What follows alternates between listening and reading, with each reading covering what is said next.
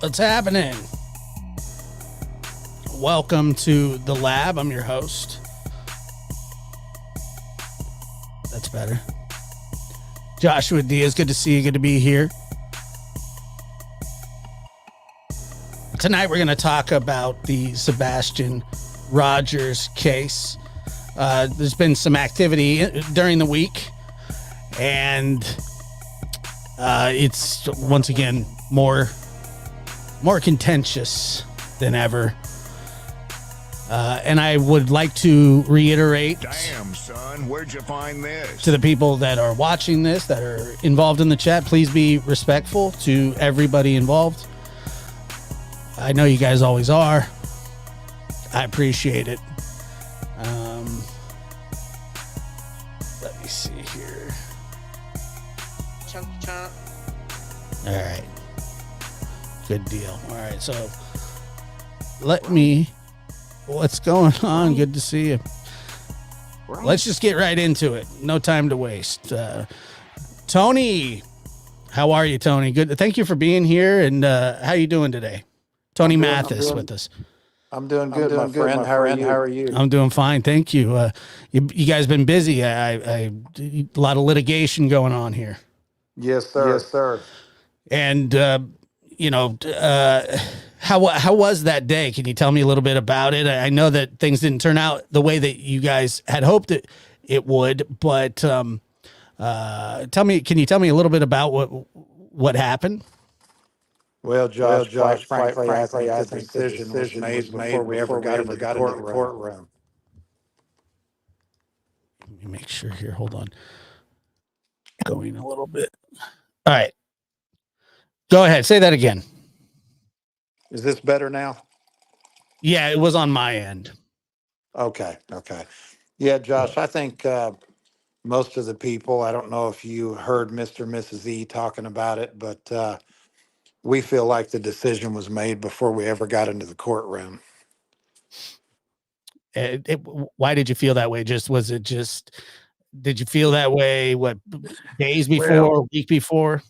No, it was just a reading the room situation. You know, you could look at the body language of the other side and cutting up with the deputies and the sheriffs and the court reporters and everything else. And it didn't seem to be a serious situation. And I leaned over and told my wife, I said, I think that we're in trouble here. And she said, yeah, looking around, I kind of feel the same way.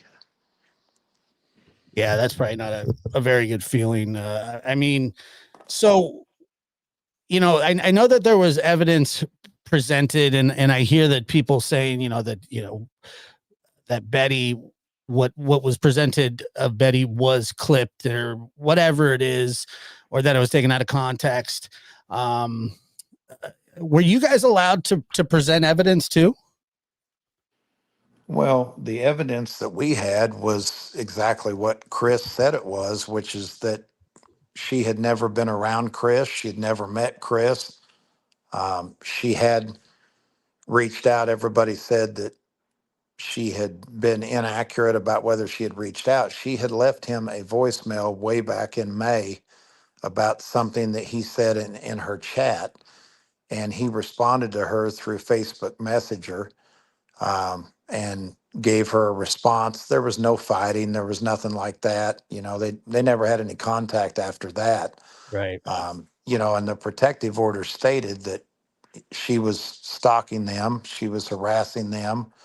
And if you look up the definition of stalking, she did not meet that definition. She had never been around anybody other than Terry Bowersox, which, as we've seen in her video, he was actually following her.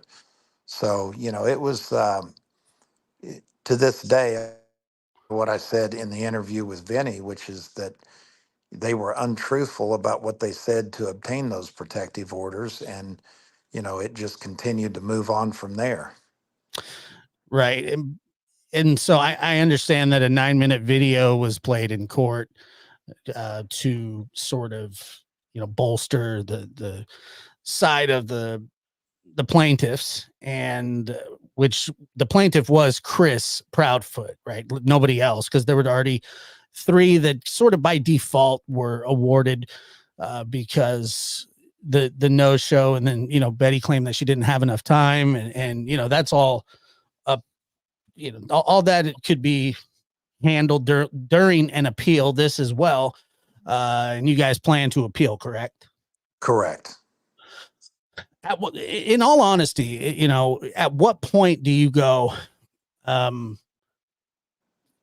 you know, that she's got to stand down? I mean, is it after the appeal or what? Because I don't have an opinion about it one way or the other. I do think that outsiders do not get a fair shake a lot of the time when they're from out of town, and they're perceived to come in and cause trouble. Judges typically don't like dealing with outsiders, to be honest with you, and that is the truth.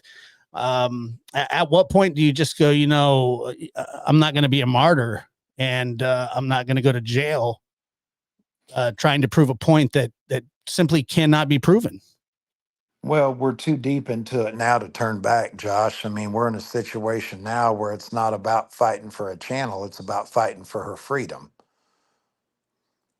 Right. But I mean, the judge, like, I don't know what the judge was saying other than, stop, or, he ruled against her ultimately. I mean, is there a gag on her now? No, the protective order that's issued is pretty clear, and what she has to be held to is what's inside the 4 corners of that protective order. Okay. So everybody says that she can't do this, she can't do that. Well, what she cannot do is she cannot have direct or indirect contact. Indirect contact is defined as having somebody else contact them on her behalf, and she's never done that to begin with. Mm-hmm. Right. Yeah, I mean, but after the appeals, after the appeal process, whatever the decision is, because I think what can happen is you can shoot it to the appellate courts. They can hear it, they can overrule it, they can keep it the same. I mean, it does kind of feel like she is running out of rope a little bit here. Well, I think that she never had any rope in Sumner County. I think I feel that way. Seth feels that way.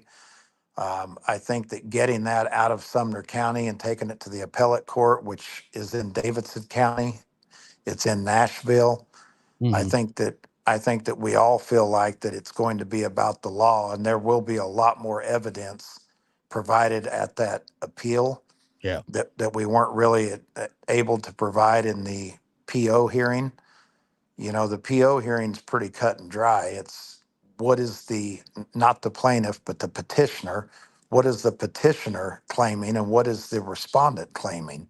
Mhm. And, when we get to the appeals court, it'll be a more drawn out process, and there will be no 9-minute video with a bunch of clips. And, Josh, as nice of a guy as you are and as professional as you are, I don't think any of us would want our life for 7 months and take the little bits and pieces of things we said and put it into a 9-minute video. I think we'd all be in trouble. Yeah, no, that's actually happened to me before, and I'm really not that nice of a guy. But yeah, I know exactly what you're saying. The problem is, well, I don't know if it's the problem, but I would say, her words are her words, but you can take things out of context. It's hard to know the meaning, in the heat of the moment. Sometimes people get upset. Sometimes people, say, just kind of pop off. I've done that many times. So I get it. But I understand what you're saying. You take 9 minutes and you find the worst stuff that you can find. Yeah, fair enough. And so you plan to appeal, you plan to provide more evidence and things like that, which is, absolutely your guys' her right. I mean, do you feel a sense of responsibility to go along with her through this?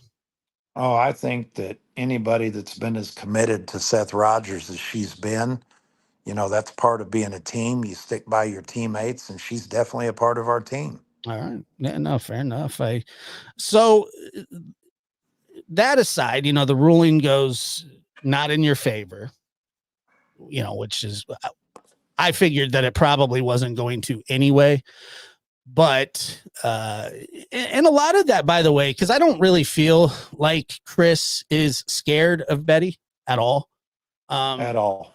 I think that it was nothing more than maybe drum up another charge on her, try to humiliate her a little more, put her through the ringer, kind of payback for, maybe things that she said about them, or the way that she feels about them. And I do think it was a bit of a retaliation tactic. I think 3 of the protective orders is probably plenty. And it's like, I mean, it's a lot, right? I mean, it felt and it feels like it was a retaliation. Is that what you guys think too? Well, yeah. And I mean, look, you've been covering this case for a long time and you've seen all the antics that Chris has laid out I there. was one of the first. Yeah. I mean, this guy has been, I heard the attorney for the Proudfoot say that they just wanted to be private and wanted to be left alone. And then you've got this guy calling in on people's shows, pretending to be Billy Bob Thornton, looking for attention. Mm, He was on a platform tonight, a little bitty platform with some people. mhm. And he's far from being wanting to being left alone. I mean, he's not acted that way. The laughing, the joking. You heard me say in the interview, I talked to the court reporter for Court TV, and she came out in the hallway and told us that she was disgusted that Chris looked at her in the middle of the case and winked at her.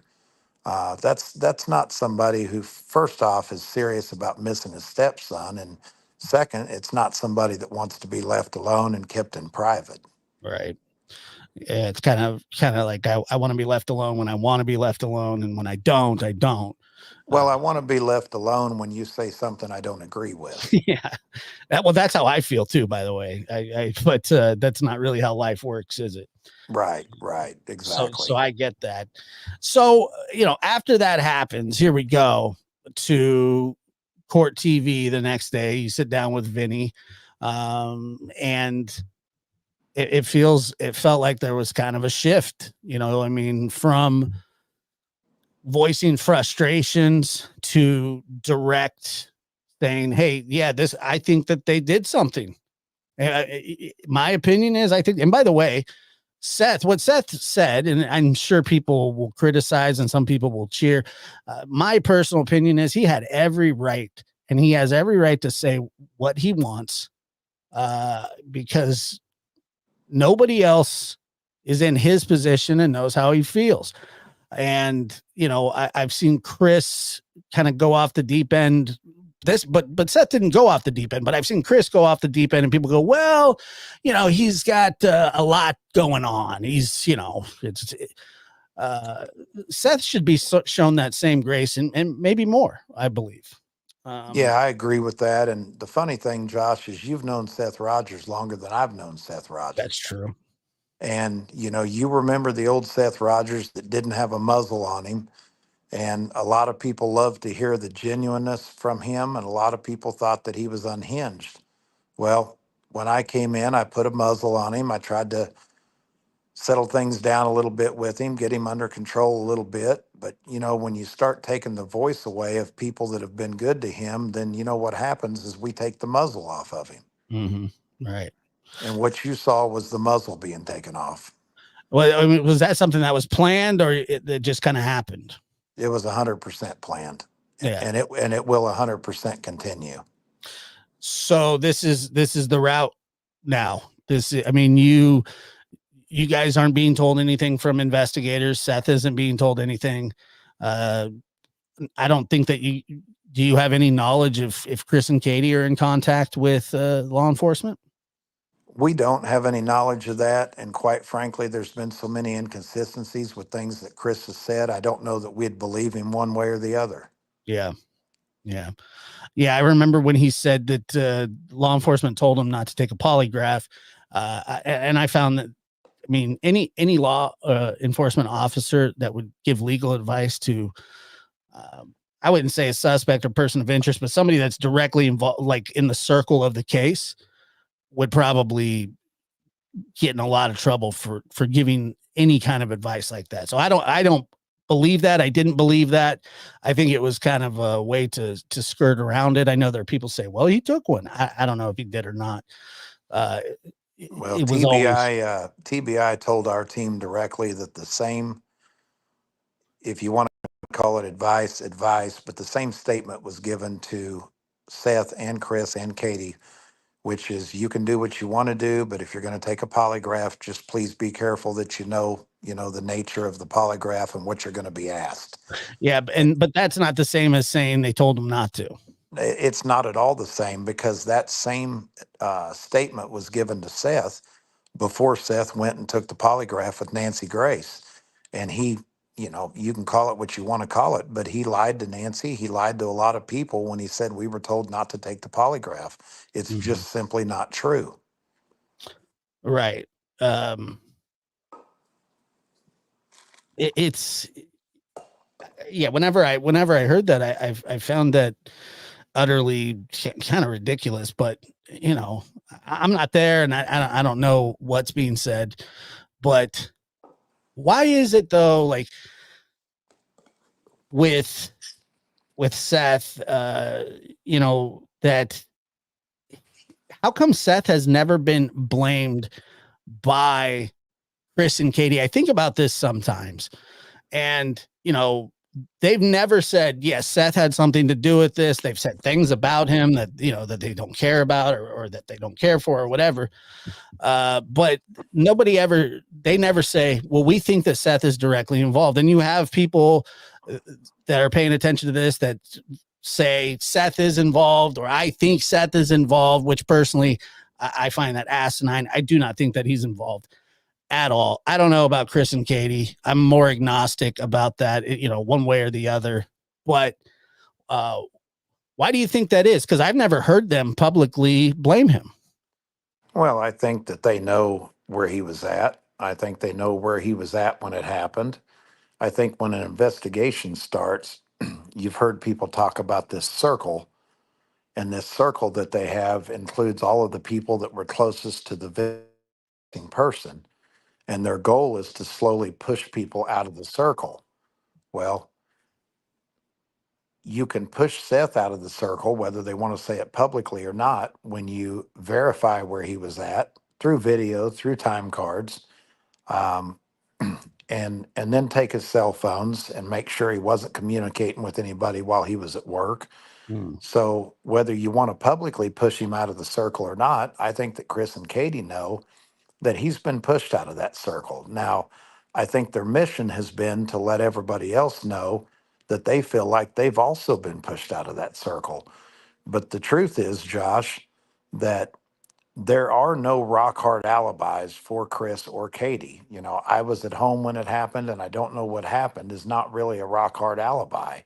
And there's a lot of unaccounted time for Chris and what he claims to be his alibi. So, you know, like we said on Vinny's show last night, one thing we can all agree on, because it came directly from Sumner County, is that there is no proof that Sebastian ever left that home. So you're a critical thinker. How does that happen?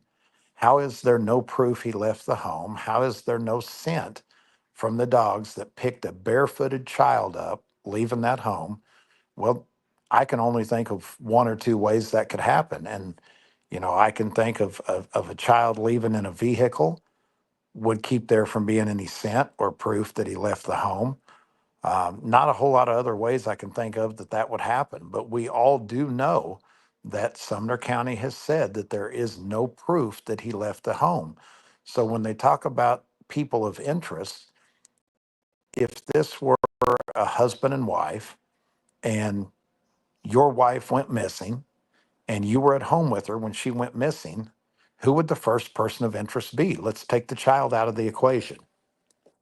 Yeah, I mean, there's no question that the person that was in charge of him with him last, whether that be a babysitter, a friend, an uncle, an aunt, a mom, dad, grandma, grandpa. Can you imagine what would have happened if he'd have been at home with a babysitter when he went missing? No, that and no, it would be crazy. She or he would be crucified. Yeah. Yeah, no, I mean, well, look, Katie does get quite. I mean, Katie does get quite a bit of. I would say not. I guess there's hate, but a lot of suspicion. There's a lot of suspicion that is surrounding her, Chris, and but they're not suspects, and they're not persons of interest according to law enforcement. I don't know how there is no named suspects. I mean, if this was somebody on the outside that just randomly decided one day that they've had contact with Sebastian and they want to come take him away, or he wants to run away by himself, which I feel like he would have been found or seen or whatever. The fact of the matter is that the kid's not going by himself. I Nope. just don't believe that. No, and I will tell you and your audience that there is going to be some more information come out in the next week or two. I can't get any more specific than that, but I think that there's going to be some more information come out that will be very shocking, Yeah. and it will be from us. It won't be from law enforcement. And I think that the people that are on the fence about what they think might have happened may end up being pushed to one side or the other. But I can also tell you from being involved in Caleb Harris's case that there are a lot of times that publicly law enforcement will say Jane and John are not suspects, Jane and John are not persons of interest, knowing that if they were to come out and announce that, you'd have a litany of problems. Yeah, no, I know, and uh, I've known some info that's probably going to come out at some point. It's not mine to put out, and I would never, but I do think that there has been sort of look. If it was me, if it was my son, uh, I probably wouldn't be as diplomatic. I mean, I would probably just tell I can everybody I everything. can tell you that I strongly agree with that statement. And a lot of the things I know or the things that you know, we've talked about those things in private. And I can tell you right now that Seth Rogers is a lot more composed as a father, knowing what he knows, what you know, and what I know than what you or I would be. Right. Yeah, and I like I said, I would be I'd probably stand on a roof and scream, those things. But I saw a shift, last night, and it was very poignant. It was very direct. You guys didn't really mince any words, and you say that's the direction you guys are going from now on. No more, have you guys had any contact with them, With them, meaning Chris and Katie? Chris and Katie? Absolutely not. Hmm. All right. But to answer your question, yes, that will be the new normal. And do you think that this will push the case forward? I mean, I know that's the goal. Well, what we do know is that we've tried to play nice. We've tried to let the creators be our voice. We've tried to play ball with law enforcement. We've brought our own teams in. We've brought national teams in. We've brought our own private teams in. And we know that what we've done to this point has got us to where we're at today. Mhm. So, you know what the definition of insanity is. Yeah, doing the So, same thing over and over, expecting different results. correct. So, we don't feel like that being straight and pointed. No, we are not going to be unhinged to the point that you're going to see Seth or myself using profanity or anything like that. But we are going to put information out there, and we are going to discuss our views and our opinions. And we are certainly entitled to do that. And I think that Seth has every right to express his frustration. And I don't believe that we could be any further behind than we are now by him being able to express his frustrations. Yeah, it does seem like when this case first happened, when this situation first happened, It was one of those, when you're like 10 days in, 12 days in, you think something's going to break, something's Right. going to happen. And it's gone on for so long that I just don't think, you know, I thought personally when it happened that there was going to be some sort of cohesive unit the way that Chris kind of explained it in his first interview. He said, that we have a great what is it? We have a great relationship with Seth, and which may have been true at the time. I don't know. I mean, but it seemed as though if at first, maybe the first couple of days, people were sort of getting along because nobody knew really what was going on. And then as time goes on, people start to feel the way that they feel. And unfortunately, sides do become formed. It's petty, but I mean, it's how it's always been. People don't understand, like, even without social media, you have cases like Scott Peterson, right? Social media wasn't really a thing then, but the news and the tabloids, I mean, not saying that it was split, but there were definitely sides. There are definitely sides on everything, for some Right. reason. Right. Um, what Well, and what if you think about, you know, that relationship that Chris painted to be a good relationship, Chris and Seth had a good working relationship because they had the same goal. And the goal was for Sebastian not to be in that house. Chris did not want Sebastian in that house, and Seth did not want Sebastian in that house. So, I can tell you that it was not Katie, in my opinion, that wanted Sebastian out of that house. It was Chris. And we have multiple people that have told us that Chris gave Katie an ultimatum that it's either him or me. Um, we also know that he made that statement to one of his coworkers.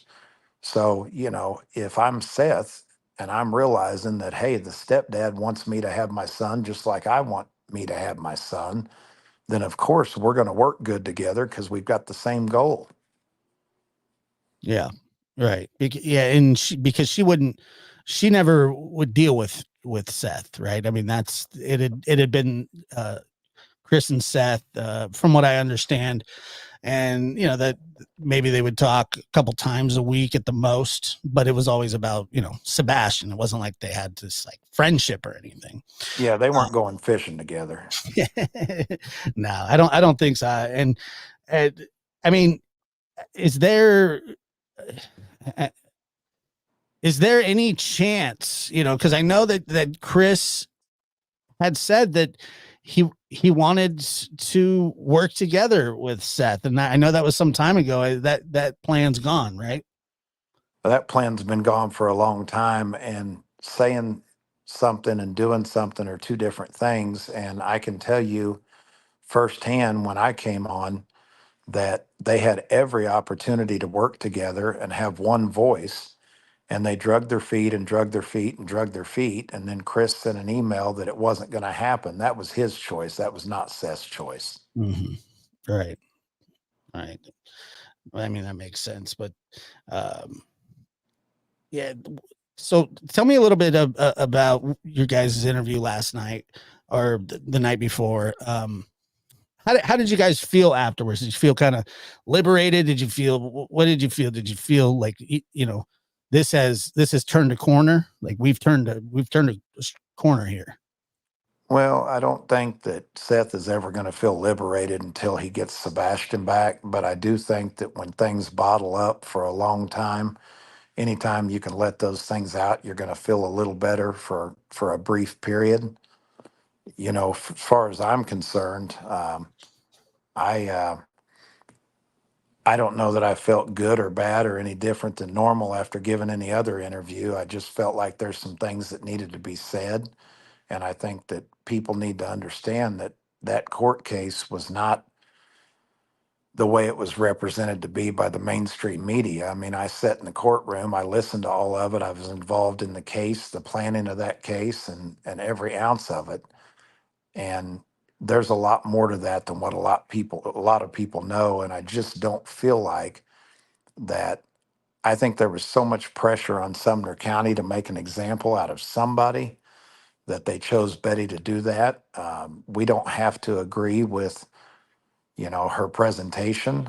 We don't have to agree with any of that. But one thing I can tell you about Betty is that she follows the law.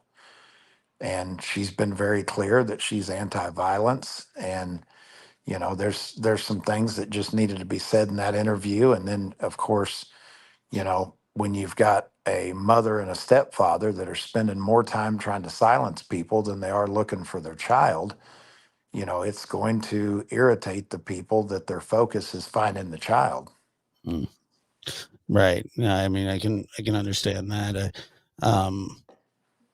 Now, and the law can be debated, and the Constitution can be debated. It's debated all the time. That's why they have constitutional lawyers that fight these kinds of things. And unfortunately, when it comes to judges, they have immense power. Absolutely, very broad. You know what I mean? And their interpretation of the law may be different than mine or yours, but the fact of the matter is they are the law, and they do interpret the law, and they do enforce it. So I just think catching a couple of years in jail for a non-winning battle is really risky. That's just but appealing isn't that. You can appeal. There's no harm in that. I mean, you have every right to. So Well, the moment that those protective orders are issued, in our opinion, under complete false pretense, and then there's violations of those protective orders that are granted based off of her threatening to sue somebody and a hashtag, which is exactly what the paperwork said, mm, which you and I both know that hashtags and threatening to sue somebody is not direct or indirect contact. correct. But she's already in a situation with those 6 violations where we're talking about her freedom. So when you file an appeal, what happens is there's a stay issued on those 6 violations, and it gives a higher court a chance to look at more of the facts. Yeah, So we're not we're not pushing things any further. We're simply making sure that we exhaust every opportunity before we put ourselves in front of that same judge to make a ruling on whether she violated those or not. Because you hit it right on the head. There's the law, and then there's interpretation of the law. sure. And if the interpretation is left in the hands of that judge, nobody feels good about that.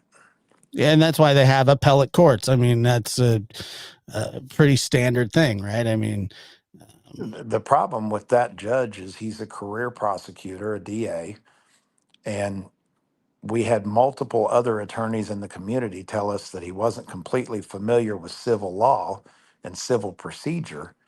And, Betty made a very valid point. Our attorney made a very valid point that she was not even properly served. And that's not something that is really up for dissection. I mean, it is what it is. And there is a process for serving a Florida resident from Tennessee, and that process was not followed. So, before you can even get into protective orders, you have to have proper service. There has to be an A before there's a B. mhm. But the judge essentially just looked over that. And, an appellate judge will not look over that.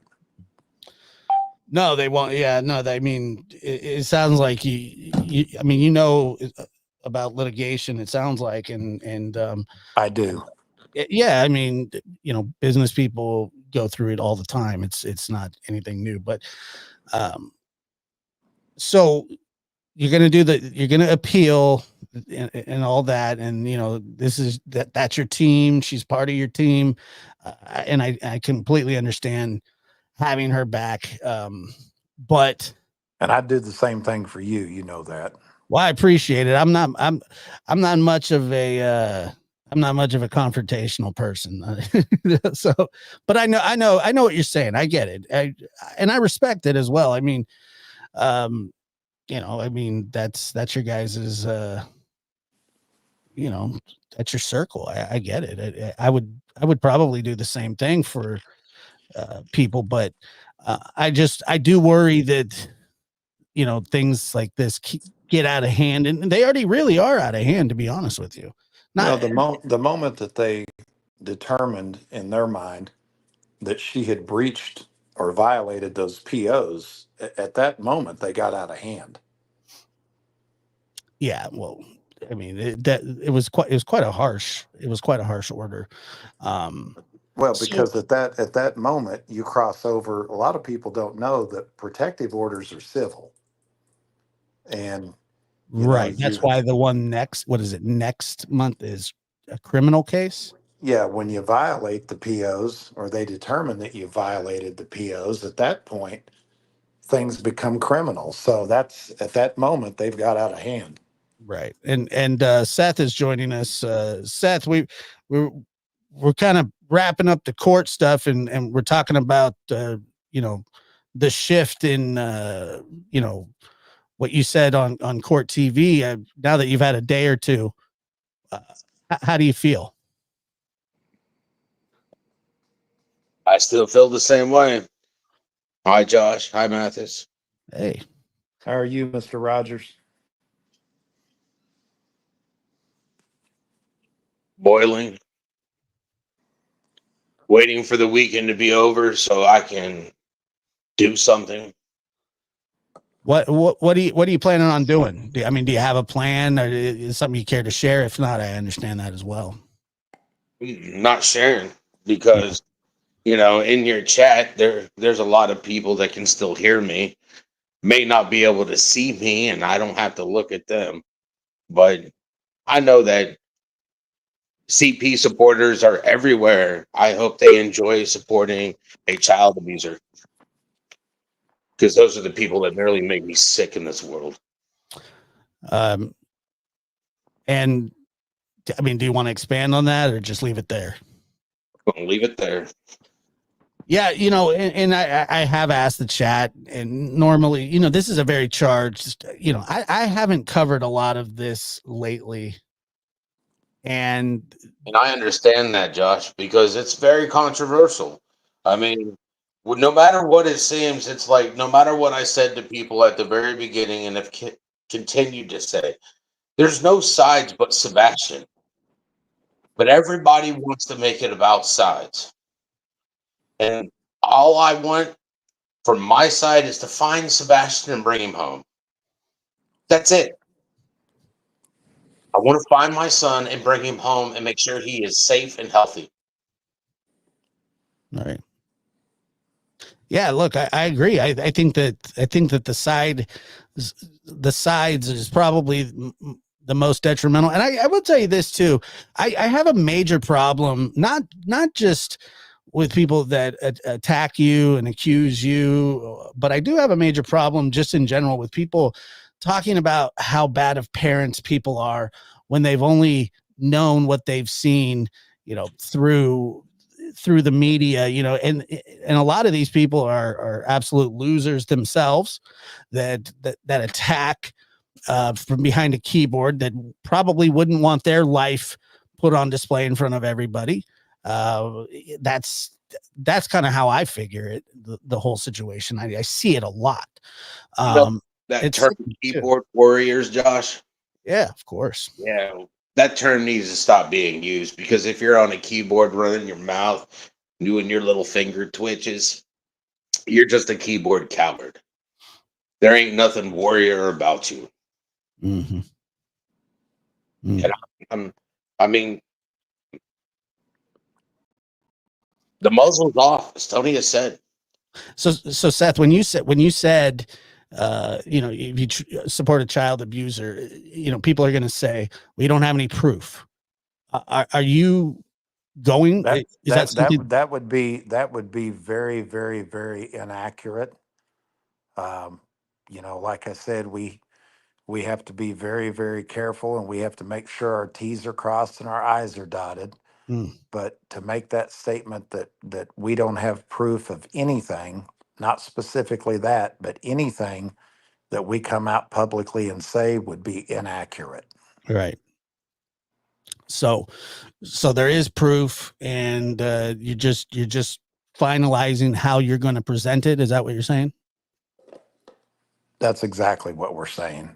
All right. We want to make sure that we're acting within the confinements of the law. You know, Yeah. I did that interview and I said that they're hiding from the real law. I meant it. They're hiding from the real law because to me, Sumner County is doing anything and everything they can to cover themselves and to protect them. And they're abusing the law. The law is not to be abused. The law is there to protect the citizens against those who are willing to break it. Yeah. I mean, that's exactly right. I think that, but once again, when we're talking about Sumner County, and I don't really know how these investigations go or play out, but I mean, they haven't said anything. I don't know when the last time they said something April. about this case was. Was it April? April. It's been over 3 months since a particular person has said anything about their son.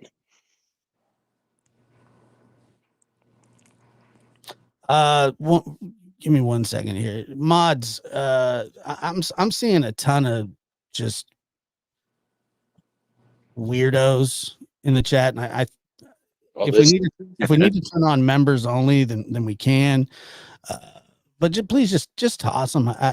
They're so rude, and just I would never go into somebody's chat and act like that. Just get them out of here, please, please. Or we can turn on members only, or turn the chat off completely. I mean, this is why I don't like doing these. I like talking to you guys about it. It's just that people are absolutely nuts. Just so rude. It's crazy. No skin in the game whatsoever. well, You know, there's manners anymore either. what's that? There's very little manners left. Well, that's what happens. That's what happens when this is what happens when you can hide behind a keyboard. Right? That's why they're keyboard cowards. Right. Let me see here. Josh, you can always look at these cases and tell the people that are actively involved, they don't hide from anybody. Yeah, no, I agree with that. And I do feel like the things that you guys have done is to push forward the case. I don't, and Tony, I've said this before. I haven't agreed with everything, but who cares? Like, that doesn't mean that I'm like, oh, that guy's an idiot, or I just maybe have not agreed with the way that some things have shaken out. You know what I mean? Yeah, absolutely. And you've always been respectful about that. We've had many, many conversations about different things that were being done. Yeah. But one of the things you always acknowledge is that you don't have all the facts. You don't know exactly why things are being done. You see that they are being done.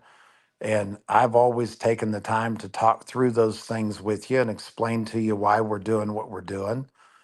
Um, you know, but at the end of the day, the guy that is steering that ship, in contrast to what a lot of people think, is Seth Rogers. Mm. And there is not one move made that Seth doesn't agree with. There is not one move made that we don't talk in great detail about.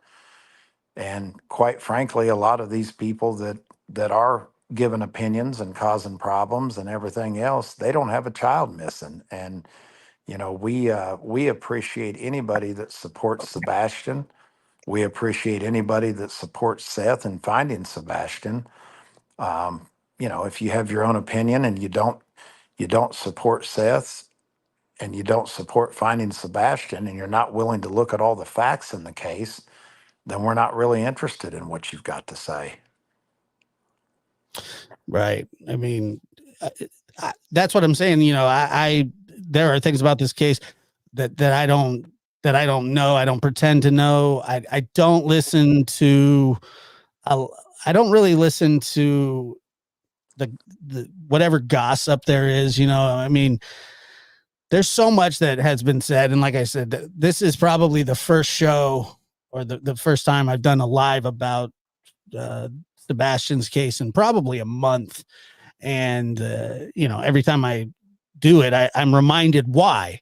But at the same time, I also feel like that there needs to be some sort of balance. Like I personally feel that there's not enough balance. That people are so one-sided, uh, leaning one way or the other.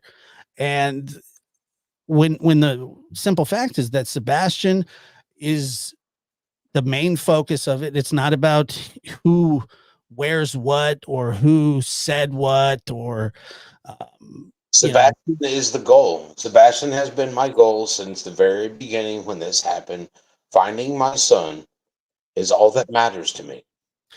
And you could do everything perfect, Seth. I'm telling you, you could do everything perfect. You could say everything right. And no matter what, you can go to any single post, like a popular post, like say, you know, Sports Center, MLB does one. They say something nice about somebody. And within the first 2 or 3 comments, you're going to see some jerk off say, just be rude. I mean, it's just how the internet it works now, unfortunately. And look, I've taken the brunt of a lot of stuff before, and I know that, Seth, I know that it's a constant for you, but you seem to be pretty good at ignoring it. Well, a On lot of this stuff, Josh, it just doesn't help bring it, Sebastian home. And one of the things that Seth has been very consistent about is if it doesn't involve bringing his son home, he's not really interested in it. And I've watched you over the last few months. I'll ask you a question if you don't mind. You've broken down a lot of those early interviews, and you broke down a lot of the early interviews that Chris and Katie have done, Mm-hmm. and you've pointed out some of the inconsistencies in those interviews. Sure. Multiple things that were said differently. The very next interview, they were answered differently. Very, very important details that were answered differently. You've been working with Seth now longer than I have. Have you ever found an inconsistency in anything that Seth Rogers has ever said?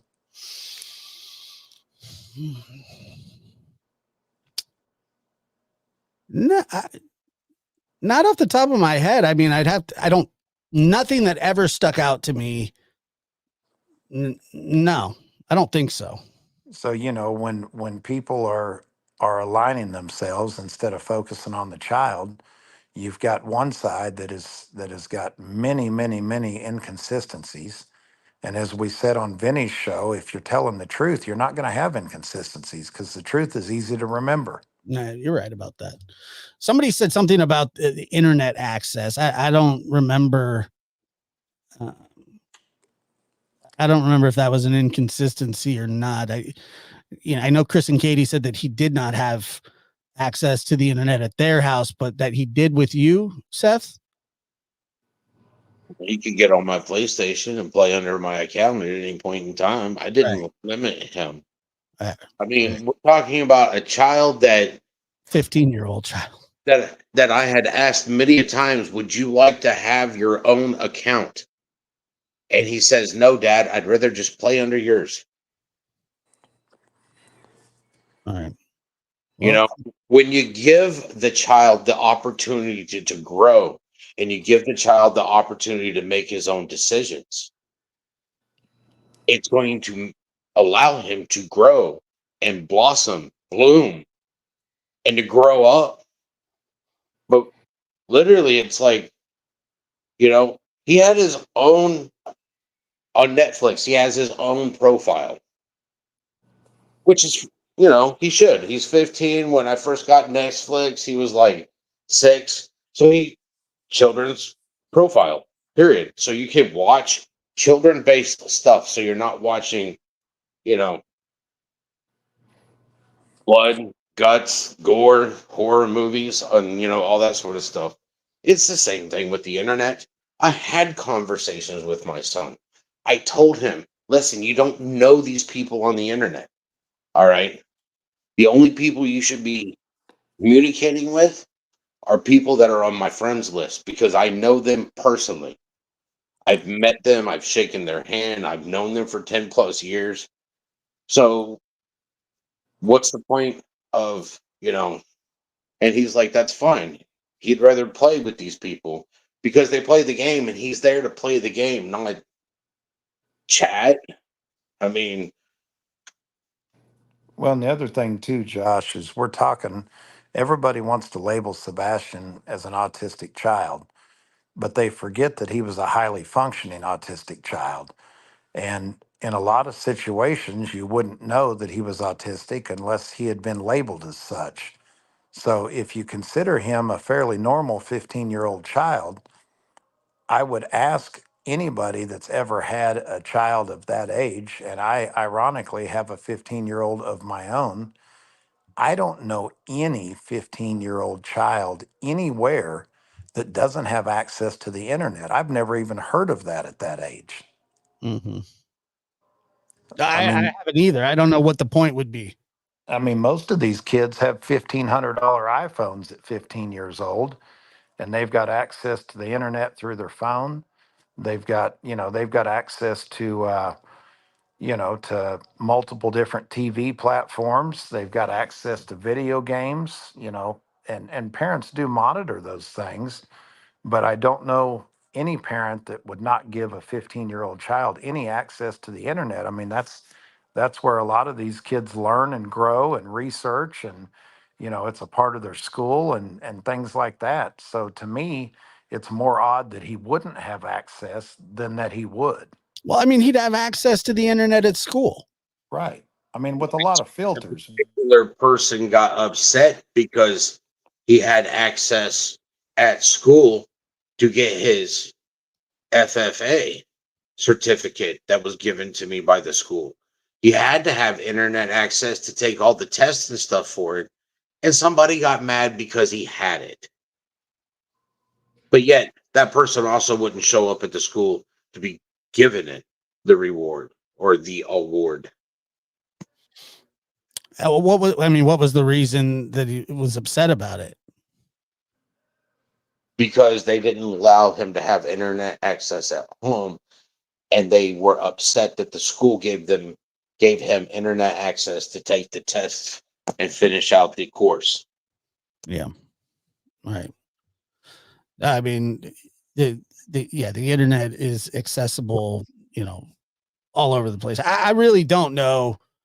I don't know. I mean, I don't know that many 15-year-olds anymore. I used to when my kids were that age. The internet was what kids thrived on. They still do. You know what I mean? 15-year-old I know is my son. Yeah, that's what I'm saying. Like, everybody's online. Everybody plays.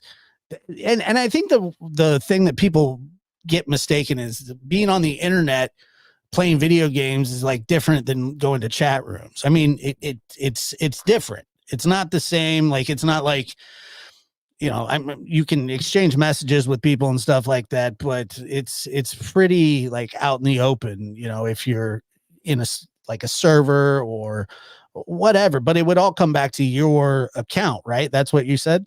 Correct. Right. And Yeah. they took my stuff and they went through it and they gave me all of my stuff back. They just never gave me Sebastian's stuff back. Yeah. So when they returned it, what did they say to you? Here's your stuff back. That's it. They didn't say, No, they took all my electronics, and then what they do is they download everything from the hard drive. right. Okay, so I have to give them all my passwords for all of my accounts so that they can access it. So I gave all the passwords for all of my accounts. They had all of my stuff for 2 weeks. And then, I mean, they took Sebastian, his grandma bought him like a tablet, like pad thing. Mhm. And You know how electronics are if they run out of juice for a long period of time and then you plug them in and it takes, a couple minutes for it to get enough juice to show you that it's charging? Yeah. Yeah, well, they took one of his electronics and they plugged it in, and it took 15 minutes for the computer to actually recognize that it was being charged. They turned it on, and the detective looked at it, was like, well, this hasn't been used since 2021. I'm like, yeah, he used it when his grandma gave it to him in Texas for Christmas. We got home, and he set it over there next to the charger and hasn't turned it back on, and it died. They still have that. Something that hasn't been used in 3 years is evidence that he might have been online. And when you look at it, he's got his Google account. Well, his Google account is underneath my Google account. So anything that he does on his Google account, I get an email about it. Hmm. Yeah. Get an email every week that says where he's been, what he's been looking up, everything, because it's literally a parental account that Did he he can't. know that you could see it? Huh? Did he know that you could see his activity? No. Yeah. Because I remember I used to do that with my kids, and I would tell them, I can see everything that you're doing. I just want you to just know that. And I could, and it wasn't, to me, it's not spying or anything. It's just, I just wanted them to know that, yeah, I monitor Well, kind of what goes on. And that's what, some parents tell their kids and some don't. I mean, there's no right or wrong answer. to have the freedom. And if I had gotten a report and looked at it and thought, well, this is kind of, a little bit iffy, then I'd ask him about it. But most of the time, he was on YouTube watching videos. He was on YouTube watching videos. And the worst part about it, in my opinion, is he would watch videos on how to deal with being bullied. To me, that means he's using the internet to teach himself on how to deal with problems in his life, as a resource. which is what it's supposed to be. People ask questions, yet you got, a $1,500 phone in your hand, and you can't have enough common sense to sit there and Google search it. Mm-hmm. But I would take that information, and then when I had conversations with my son, I would incorporate that into my conversations. Right. Because I want to be there for him. I want to be able to teach him what I know. So that way he doesn't have to go to the internet. He's got a dad. Yeah, look, the internet is part of life. It really is. It's a huge part of life now. I mean, none of us would be talking right now if it wasn't for the internet. It comes with a lot of good. It comes with a lot of bad. But I mean, it is a resource that almost every job uses. I mean, Tony, I'm sure you use the internet for your job, and Seth as Extensively. well. Everybody does. Yeah, So absolutely. it's weird. It is strange to cut off that kind of access from. I mean, if you look at it, the fact is that there were people in that neighborhood that knew he exists because the bus stopped and he would get on and get off, but they didn't see him. They didn't see him playing with other kids in the neighborhood. They And if he didn't have internet access or any type of access in the house, then I'm sorry. I know people in jail that have internet access more than my son did. Yeah, they do. They absolutely do have internet in jail as well. People have tablets in jail. I mean, that's a thing. Yeah. Prison too. I have to make sure that they all, hey, come Yeah. charge your tablets because I'm closing down the charge box. Oh, so they don't have to turn those in. It's just they can't charge them till the morning or something. Well, when you go into lockdown, you can either have it on the charge so that it's available when we serve breakfast, or when it dies, it dies. No, that's interesting. Um, Charlie Bishop says here, Court TV removed yesterday's interview. Is that true? I don't know. I talked to Justin a little earlier tonight, and he said that it was up. He said that it was part of the entire show, so it may not be under Sebastian's name. And it might not also be on YouTube. I mean, they do have stuff that is exclusively on their website as well. Yeah, and you know, Southwest 4x4, we agree with that. Um, you know, it's just the optics in this case don't change, and if we believe that Chris and Katie were told not to go out and search for their son, which is what they alleged early on, you know, I would simply ask you the question, Josh, if one of your children were missing, would somebody be able to convince you not to go look? No. I mean, No.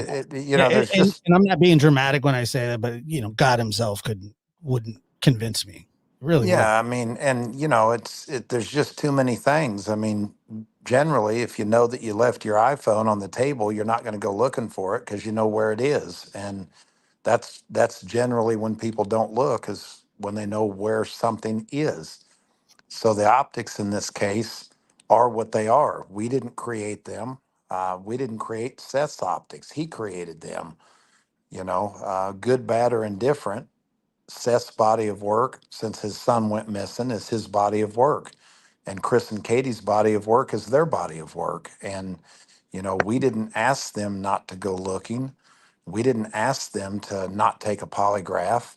Those are decisions they've made, and they have to live with those choices, right, wrong, or indifferent. Yeah, and I'm going to address this comment really quick here.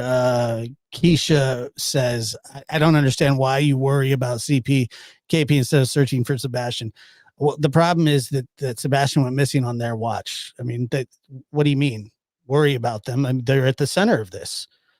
Yeah, If he was with Seth when he went missing, Seth would be under even much more scrutiny than he is now. And he was Imagine, an hour away at work. yeah, Josh, imagine, and no disrespect to Keisha, none at all. But you know, Keisha, if you have a child and that child goes missing on your watch, everybody's going to be worried about Of you. course. I don't understand that. I get what you're trying to do. I get where you're trying to go, but I mean, you're short a couple bricks to get to the platform because it just doesn't make sense. Of course, they're going to worry about Chris and Katie because I think that I mean I would be hard pressed to find people that would say that they don't know more than what they claim to. And one thing I have heard is that Chris says, you know, in time, I can't remember where I heard him say this, but he said something about in time, you know, more questions will be answered. Have you guys heard him say that before? Yeah, we've heard him say that. We've heard him say that Sebastian will never be found.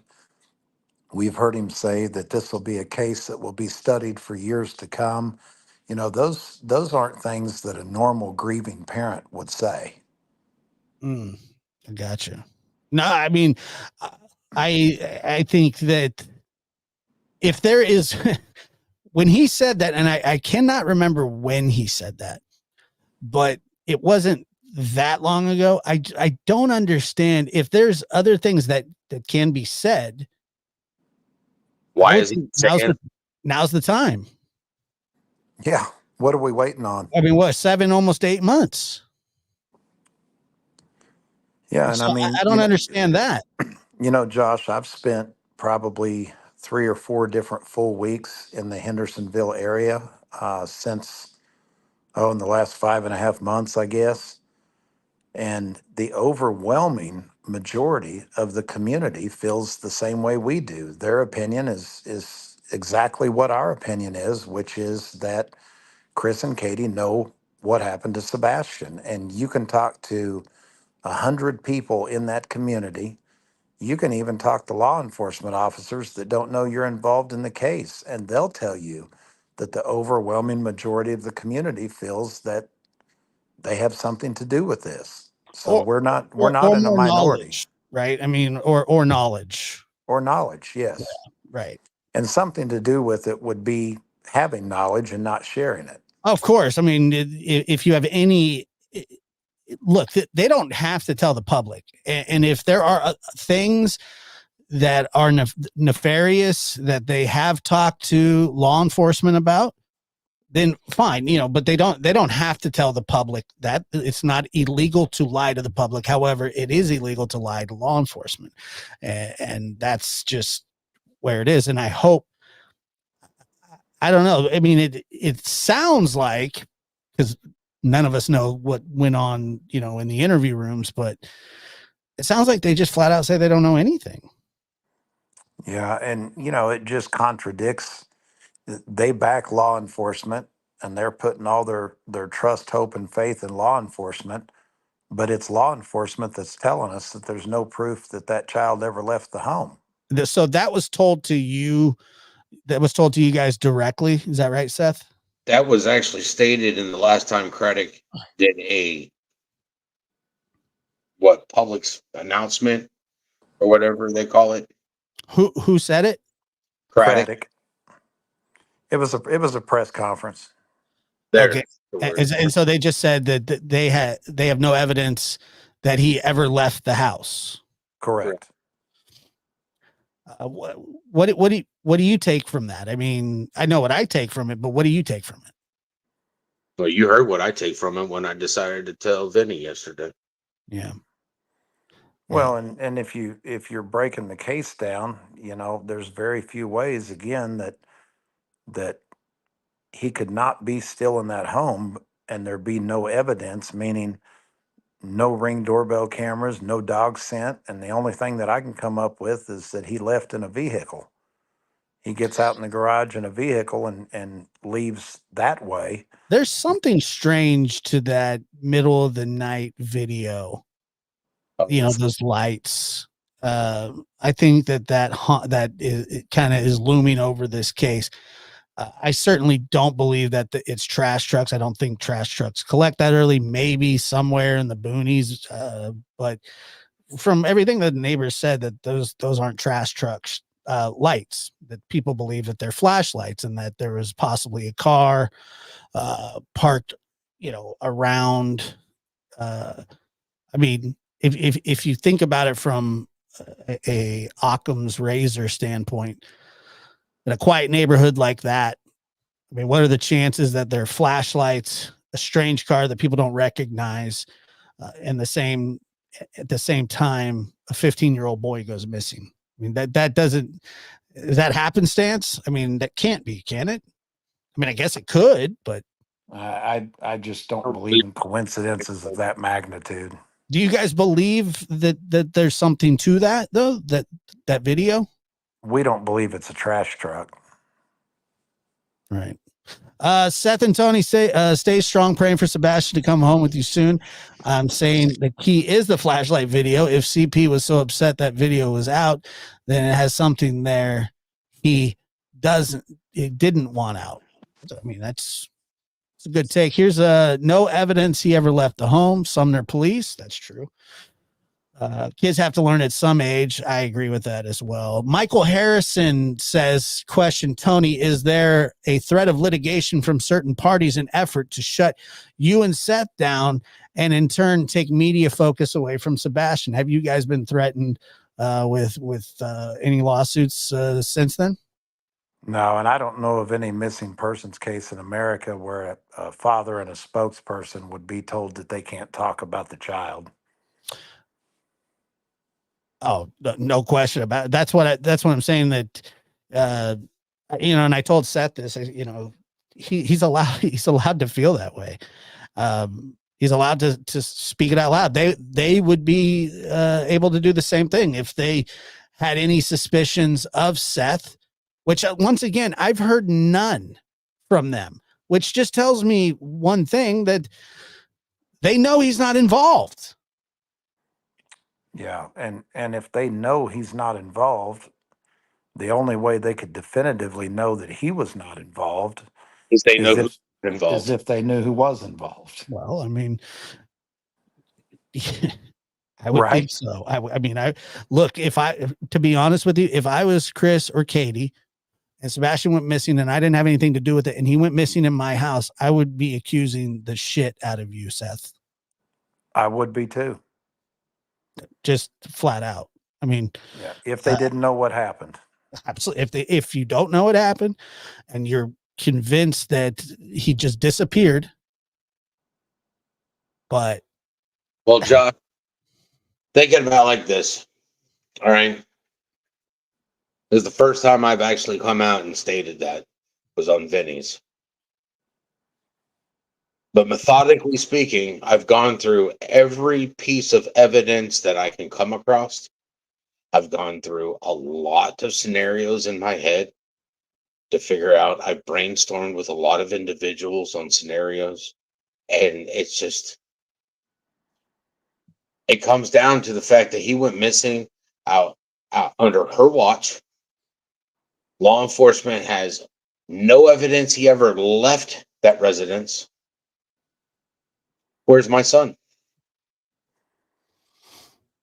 I mean, that's the question. And That's, you can look at, Josh, you can look at the last few missing persons cases that you're familiar with, and you can look at the reaction from parents that were not involved, and it does not look like what we're seeing with the other side. yeah, and I agree with that. I know that there's this kind of people would make excuses for parents. They said, well, there's not a there's no playbook, there's no handbook, there's no this or that. Well, there kind of is, if you want to Kind be. of is. It Yeah. kind of is, man, because I've seen parents of missing children, and I'm not saying that this makes anybody guilty or not, but I can tell you this: law enforcement sure looks at it. They sure look at the reaction of what people are doing. They look around and they kind of gather, or they're supposed to. I know that good detectives do that. Kind of gather the feel, the reaction. They talk about it all the time. Yeah. Well, you look at Sebastian, who was 15, and how old was Riley Strain? Was he 20, 21? Yeah, something like that. Yeah. I mean, Mhm. you remember the reaction we saw from his mother, who clearly had nothing to do with him missing? Correct. Yeah. Yeah. I mean, right there in Nashville, I mean, it's just, and I agree with your comment. There is kind of a playbook for a grieving parent, for a parent that's freaked out, that doesn't know where their child is. And that's not what we've seen here. I don't feel like there was a sense of urgency with them. That's just my personal observation. And it's, but I'm not a body language expert or whatever. I didn't feel, I felt like 8 days or 9 days is a long time to wait to speak publicly about a child, about your child that goes missing, just vanishing. Well, and here's another thing that's a little odd to me, is that Chris couldn't wait to grab the reporter and get out and talk to them about Betty's case, but they sure haven't had that same sense of urgency talking about Sebastian. Yeah, that's true too. That is true too. So, look, I've had you guys here for a little over an hour. Yeah, we're gonna call it a night, Josh. Yeah, appreciate it. I know you guys are tired, and I'm glad that we caught up. I'm glad that we were able to talk about some stuff respectfully, and I do apologize for people that By the way, I don't let people trash Chris and Katie in the chat either. I just don't. It's they can feel however they want. They can not like them. They can like them. I don't care. And to be honest, and quite frankly, I don't care who likes you or Seth either. It doesn't matter to me. Right. And you shouldn't either. It doesn't bother me. That's what I'm saying. I don't care. So why would I let their opinions bother me? If The only thing I care about is finding my son, and if they don't like that, then they got problems. well, I'm sure that this will be nitpicked and reviewed and whatever. Who cares? I know. Get to see your face. I know I'm the only one on. That's fine. And I've offered Chris to come on and talk as well. He goes on other shows and talks, but I mean, I've had conversations with him, not many, just a couple, but you know, he's always welcome to come on and straighten out anything that I was wrong about, anything that he feels you guys have been wrong about. I think that's only fair, but I don't see that happening. But him and Katie are both. Well, that's probably because you're a man, and you know he obviously gets intimidated by real men. Well, nothing to be intimidated about. I'd show him the same grace. You know, we haven't always had the most friendly of interactions, but I don't hold that against anybody. I piss a lot of people off. So Can I say that's just my opinion? you can say whatever you want. I don't care. Well, Josh, again, we greatly appreciate you having us on. Appreciate We're going to call it a night, and we'll catch up with you soon. All right, we'll talk soon. All right, Okay. Seth. All right, Tony. Thanks, guys. Thanks. Bye-bye. Bye-bye. All right, there it was. So I enjoyed that conversation. I know. Yeah, I know that. Let's see. Also, with Riley Strain, the parents and step parents came together during that because none of them was guilty. That's what I had always hoped for in this case. It's never worked out. You know. So anyway, thank you guys for being here. I appreciate it. I thought it was a good live and a good talk. And, you know, I got nothing against anybody. You know, every conversation I've had with Tony was fine. Every conversation I've had with Seth is fine. Like I said, I've had a couple conversations with Chris. They little contentious at times, but mostly fine. I'm not, you know, do what you want. Hey, I gotta leave. These people are nuts in here. I disagree, Tiffany, but have a good night. Bye. I don't understand, dude. You can just leave. You don't have to say anything on your way out. I don't know why. What do you want? I'm going to beg. Tiffany, please come back. Please. Please. No? Okay. All right. Bummer. It's too far. Too far. Come back. I gotta leave. You people are nuts.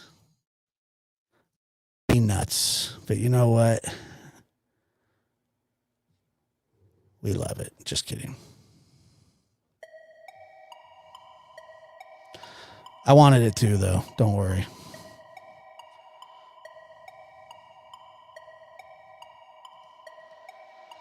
Oh, I didn't know. I thought you were talking about just the chat.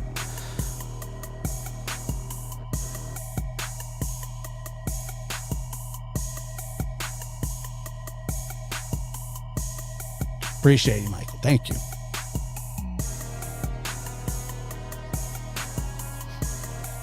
Yeah, okay. Then don't leave. Come back. Hang out with us.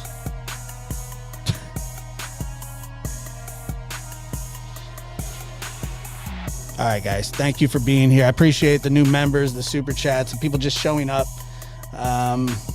being nice.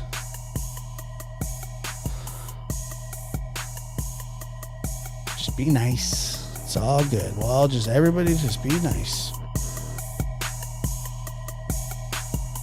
I don't think I was. I don't think I bashed anybody, but I'm sure somebody will say that I did. It's okay.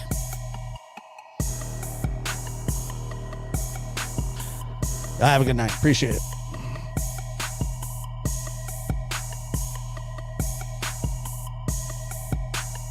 I support abortion. Yeah, be nicer. It's funny. Damn, son, where'd you find this?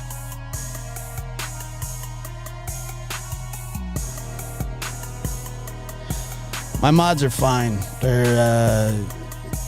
They get stretched to the limit sometimes. So not nice again, but the mods do well. Love them. Right. Right. Right.